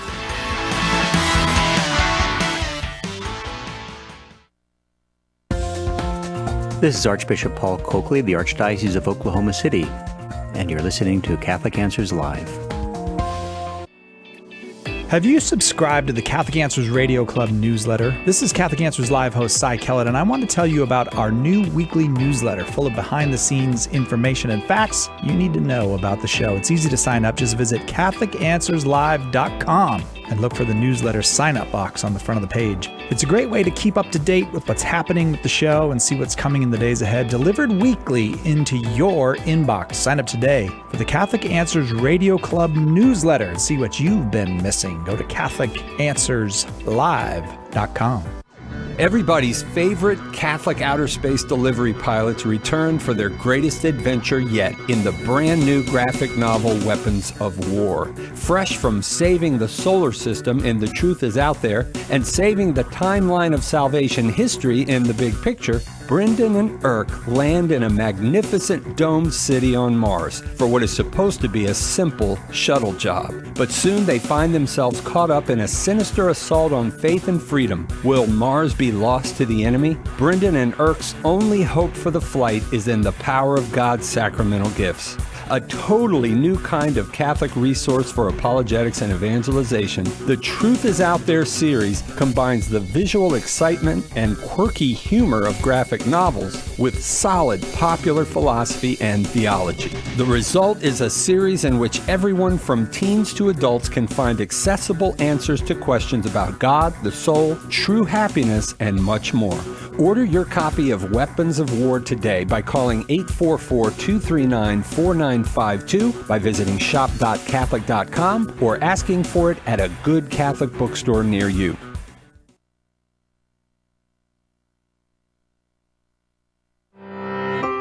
Does the church have too many rules? Join me, Dr. David Anders, as we answer your questions right here on Called to Communion, Monday at 2 p.m. Eastern. Now, back to Catholic Answers Live. Really? This actually surprises me. Groovy.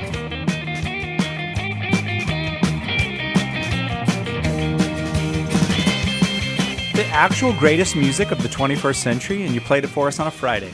Well, that's good. That was a good choice because we couldn't play it yesterday.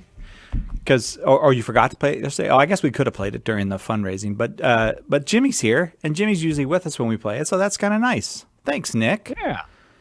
You're all right, Nick. I'm going to take back 40% of what I said about you this week. All right, I got a question that I'm kind of actually looking forward to from Nicholas for weird questions with Jimmy Akin. And I don't know if I'm supposed to say people's last names. Do you want me to say their last names? Because I don't mind. I would. Matt, we'll just say Nicholas. All right. This is what Nicholas says. How about in the future, if modern medicine could bring back people after death? What would happen to their soul when they were dead? What would happen to the soul once they were brought back to life? Now, that's a great weird questions for Jimmy Akin question. Well, we can bring people back from clinical death now. So beginning in the mid-20th century, it became possible to do that with, electrical cardiac stimulation. So even after people had suffered cardiac arrest, we could shock their heart back into action and save them in a bunch of cases where previously their death would have been irreversible. And when we did that, they would come back from clinical death, and they would have the same memories and the same personality, and all indication is they're the same person with the same soul. As part of these in close brushes with death, people would also frequently report that they were conscious during the interval between clinical death and resuscitation, and that led to what are called now near-death experiences, or NDEs, which are quite common. They occur in a notable fraction of people who experience clinical death and then get brought back. And they report things like having a review of their life, meeting a figure of great love that may be interpreted as an angel or as Jesus or someone like that, depending on the person's religious tradition. They frequently report going through a tunnel and seeing on the other side of the tunnel a very beautiful land where they want to stay. They also report things like floating above their bodies and looking down on the doctors working on them and stuff, and even hearing conversations that they should not be able to pick up because their heart is stopped, their brain has no blood flow, and without that there cannot be conscious thought. So it's not like they're just unconscious and overhearing a conversation. Right. With the cessation of brain activity, they should not be able to hear this at all, but they'll come back and report things, including even things that people in the room were thinking and did not say out loud. Wow. By the way, there is an episode of Jimmy Akin's Mysterious World on near-death experiences, so you may want to check that out. But especially if these NDEs have any validity, and that's a debated topic, but especially if they do, there's a continuity of consciousness from before clinical death through the death experience and then after resuscitation. And that would strongly suggest we've got one mind and one soul. So the question is then, well, how long would it be before the soul actually departs in death? Well, these days, we've started to get a lot better at bringing people back. Before, you had to be brought back within just a few minutes. But now it's been discovered, and this is in a book called Erasing Death. It's now been discovered that if you cool somebody down, you can arrest the decaying process that begins with cardiac arrest, so that their body's cells don't deteriorate nearly as quickly. And it's possible to bring someone back from clinical death, if you do that, as late as 6 hours later. Holy smokes. Yeah. So hypothetically in the future, we could extend it even further. Well, we don't know exactly when the soul departs from the body. There are different traditions about this. In Jewish thought, there is a tradition that it might hang around for as long as 3 days.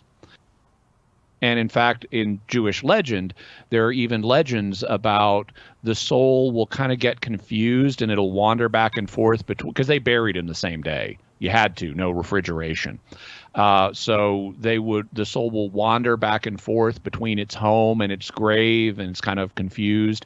But then eventually, when the body starts decaying noticeably, it says, okay, it's time to move on, and maybe the angels carry it away to heaven or something. You'll note in John's Gospel in chapter 11, Jesus raises Lazarus on the fourth day. And this is considered an extraordinary miracle. And various scholars have speculated that may be because of the idea that the soul could hang around as long as 3 days before moving on. And if that's the case, then Jesus raising Lazarus on the fourth day would mean not just reuniting body and soul, but reaching into the afterlife, where Lazarus's soul has already gone, and yanking it back. So that's a possibility. We don't know. I would say if at some point the flames of life are so extinguished and the soul really has just moved on. And so you have a body that is not only really dead, but really most sincerely dead. And once that's the case, if you bring that body back to life, I mean, God could do something miraculous and send back the same soul, but you at that point likely would be doing a lot of reconstruction on the body because it's really broken down well and truly by that point. And if you're doing a lot of reconstruction on the body, like maybe using nanotechnology to repair all the cells and kickstart them again, there's a good argument. What you've got here is a new body. It's the integrity with the old body is gone, and you've now cobbled together a new body out of the remains. And if that's the case, it would presumably have a different soul, even if it had all the same memories, if you were able to rebuild those. And so, like the way modern cryogenics works, it destroys the cells in your body and your brain. And so the hope of people who are into cryogenics is that in the future they'll be able to repair all that damage. But I would say if they freeze you like Woody Allen in the movie Sleeper and wake you up hundreds of years later, they're going to have done so much reconstruction on you that it's functionally a new body. It's likely to have a new soul. It might, if they could recover your memories, it would have the same memories, but then you'd be like Swamp Thing, who's a plant that has the memories of Alec Holland and may believe he's Alec Holland, but he's really a plant with some human memories. That is fascinating. All right. Fair enough. So there does seem to be a little bit like some of that cryogenic hundreds of years now in science fiction, at least. Some of that is the idea is, well, you want to travel from here to a star. So they just, freeze you. That's just human hibernation, though. Oh, so that's a different thing. Yeah, and human hibernation is something we're working on now. I mean, we can right now put people in comas indefinitely. We can put them in a medically induced coma, and they'll stay that way as long as we want them to, but they will continue to age. The idea behind like slower than light hibernation for space travel is you want to slow down their metabolism enough that they don't age, but you also don't kill them. Got it. All right. Jimmy Akin is our guest. It's Weird Questions with Jimmy Akin today. We got a bunch of weird questions. We're going to take a quick break, and then we will be right back. I want to remind you that right now we have a free lesson available at the Catholic Answers School of Apologetics. We want you to get that free lesson. So essentially, Jimmy made a course, an entire course called Beginning Apologetics, and one of the lessons from the course with all of its video content and whatnot is available to you right now at catholic.com/free trial. We'd like you to have it in part because we want you to have it as a gift, but also so many people have really been enjoying the Beginning Apologetics course. Perhaps you'll want to take the course, and if that is the case, you can just take that class for $50 off. You get that special $50 off rate. Right now, just go over to catholic.com/free trial and register, and there you will get your free class. And if you'd like, you get $50 off the whole course. This is Bishop Chad Zielinski from the Diocese of Fairbanks of Northern Alaska, and you are listening to Catholic Answers Live. The wisdom of Mother Angelica. Once you lose faith, if somebody does something to you and hurts you 1 time, 2 times, 3 times, 4 times, St. Peter thought 7 was a good number. How often should I forgive my brother, Lord? 7 times? My Lord said, no. 70 times, 7 times a day. For more information on Mother Angelica, visit Religious Catalog at EWTNRC.com. You've heard that St. Paul Street Evangelization supports hundreds of teams of evangelists sharing the good news. But did you know that some of these teams are public prayer stations? Set up a sign on the sidewalk and offer prayer and encouragement to those you encounter. Everyone needs prayer. Try this new method of witnessing to Jesus. Contact St. Paul Street Evangelization to get started at streetevangelization.com. That's streetevangelization.com.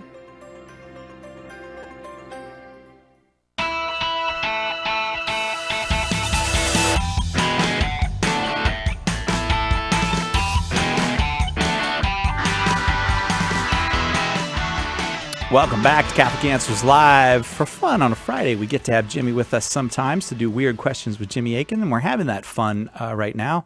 Next question comes from Barry, and I never know how to pronounce this word. You could say vestigial or vestigial, and people say it 2 different ways. I'm going to say vestigial, but Barry wants to know, like your appendix is the well, maybe not. I was just going to say, so first we ought to mention what vestigial organs are, and they are organs in the body that are thought to be leftovers of an earlier stage of our evolutionary history. So they used to perform a function, but they don't anymore. And classically, the appendix is the one that people have cited because people can have it doesn't have an obvious function, and it can be removed without seriously harming a person.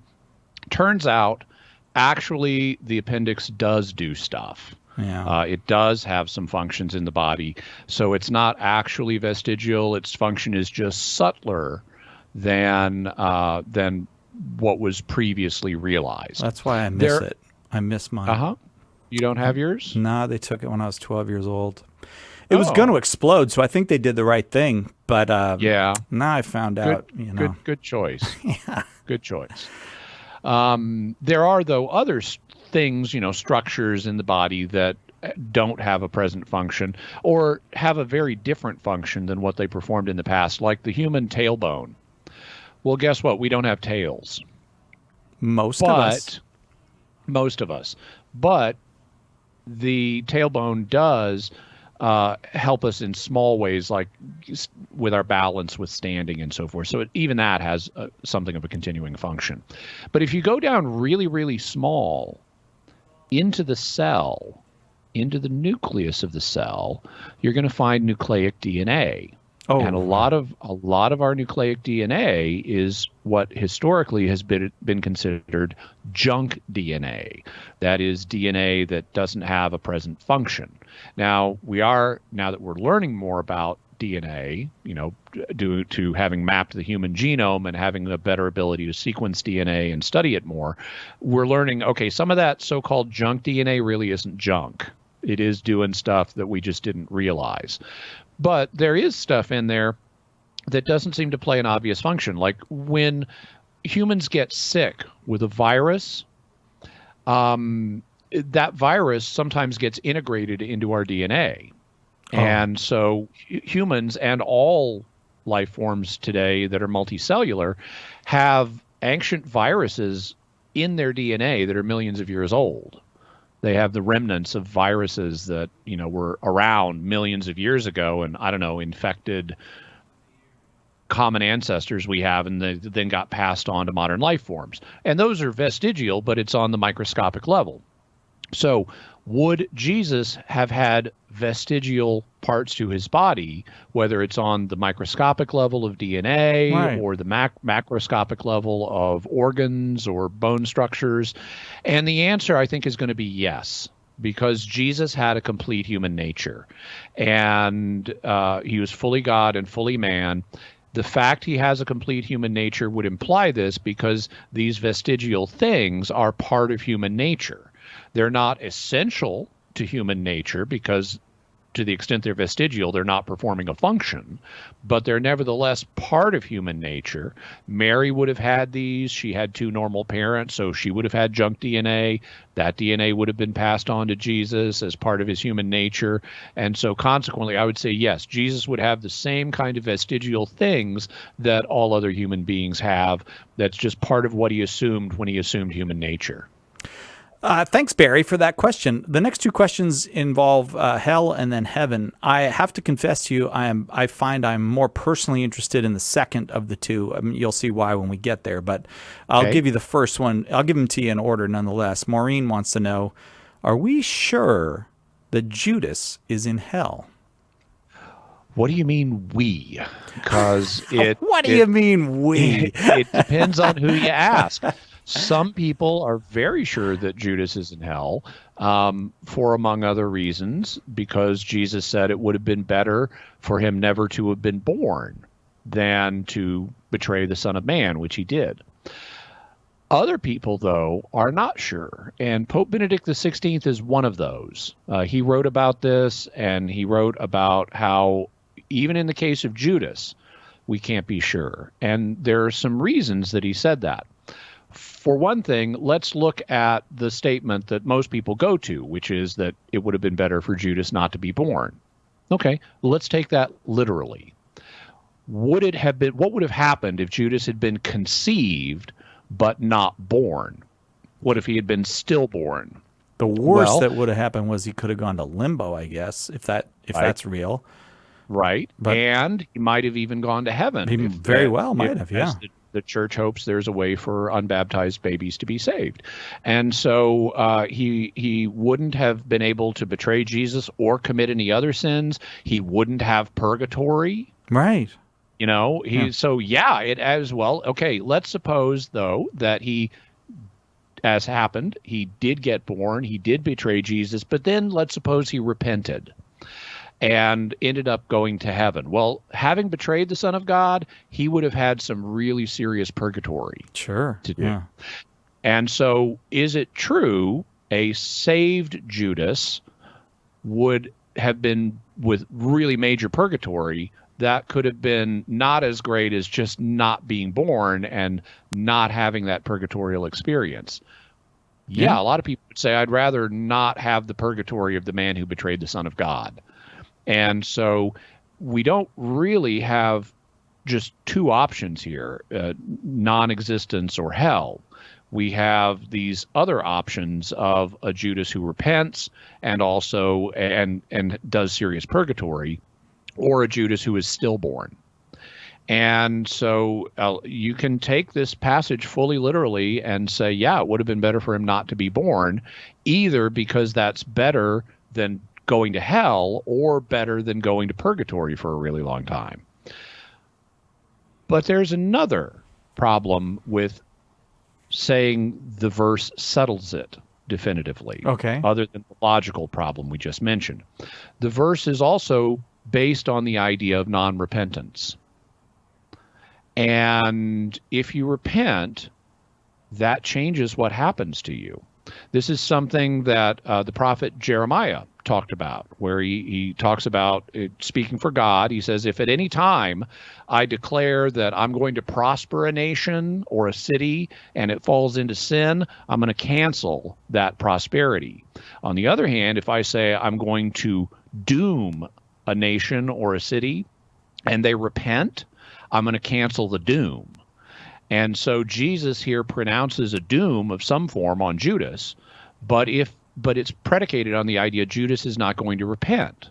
If Judas did repent, then he could go to heaven like anybody else, even if he had a big purgatory to deal with. So do we have evidence that Judas repented? Yes, we do. Matthew explicitly says that Judas repented. Now, he then went on to kill himself, and suicide is objectively a grave sin, but as the Catechism says, not everybody who commits suicide is automatically lost. Even if you're in the act of committing suicide, God can, in ways known to him, provide a means of salutary repentance. Also, in Judas's day, the fact that suicide is as gravely wrong as it is was not clearly known by everybody. And so you find people, even in ancient Israel, falling on their sword to have a noble death rather than, suffer some atrocity. And so just because we understand how wrong suicide is doesn't mean Judas did. He also was acting under psychological duress because he had extreme grief for having betrayed innocent blood. And that's presented as the motive of why he does this. He says, I've done wrong. I've betrayed innocent blood. He tries to give the money back. When they won't take it, he throws it into the temple. And then he's so disconsolate, he goes and he kills himself. And some scholars have argued that Matthew, the evangelist, means us to see Judas as sincerely repenting.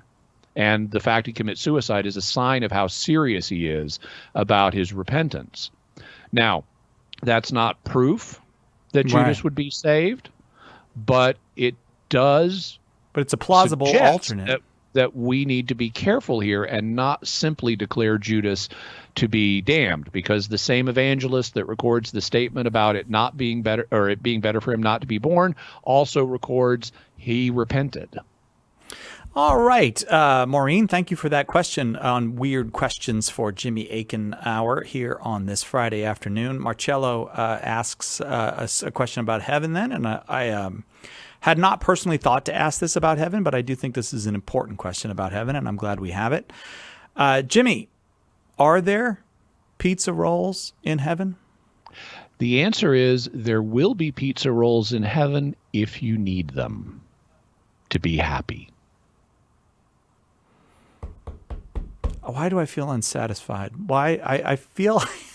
You haven't had any pizza rolls. I know. Maybe pizza rolls occupy a larger position in my imagination than they should. I can go a little further into it. Okay. Jesus tells us that in the next life, we're going to be like the angels of heaven. We'll still be humans, but we'll be like the angels in some ways. And the context in which Jesus says that is one where he's applying this principle to marriage. Yeah. And so he indicates that we won't be married in the next life because we won't need to reproduce our kind. We're going to be immortal like the angels.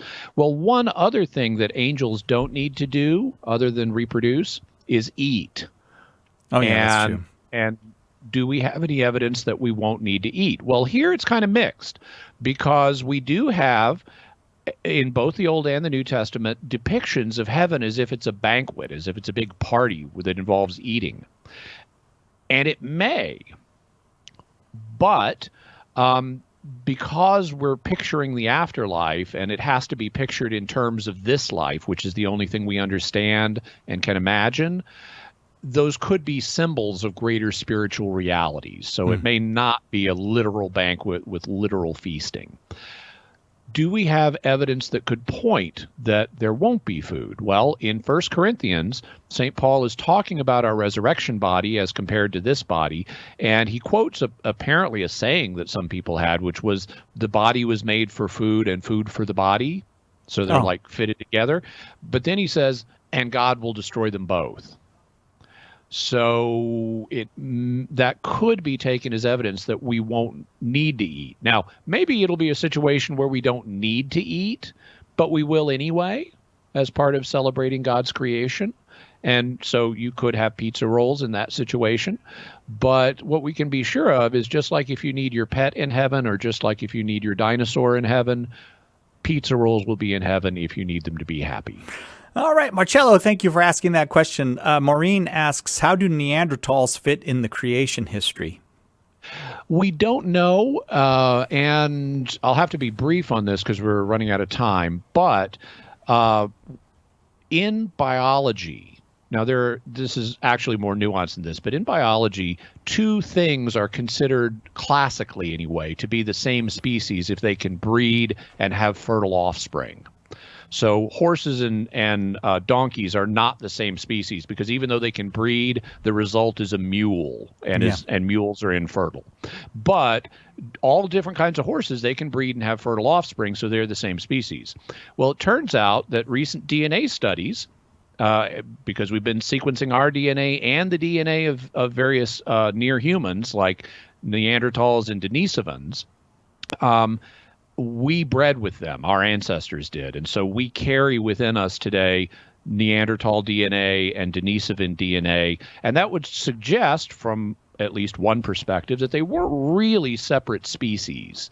They were different races or subspecies within a broader species of man.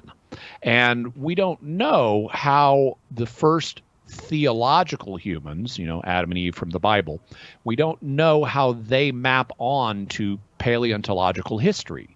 So it could be that our first humans in the theological sense could be old enough that they include Neanderthals and Denisovans and Homo sapiens sapiens. Or it could be that the first theological humans came along later. And so the Neanderthals and Denisovans and maybe even some early Homo sapiens weren't theological humans, but were near theological humans that were very similar to us, but not identical to us. Jimmy Akin, thanks so much. It's always so much fun to do Weird Questions with Jimmy Akin. My pleasure. Anytime. And Jimmy Akin's Mysterious World, a new episode out today. It's on God and the Gods with all kinds of surprising stuff in it. I'm going to listen to it in the car on the way home. Jimmy, also, thanks for just the fact that you did about 50% of all of our shows this week. It was a good week as a result. A little more. I did 6 of the 10 hours, so 60%. And me and Amigurumi Jimmy had a blast. Bye, Amigurumi Jimmy and regular Jimmy. We'll see you next time. We'll see all of you next time, God willing, right here on Catholic Answers Live.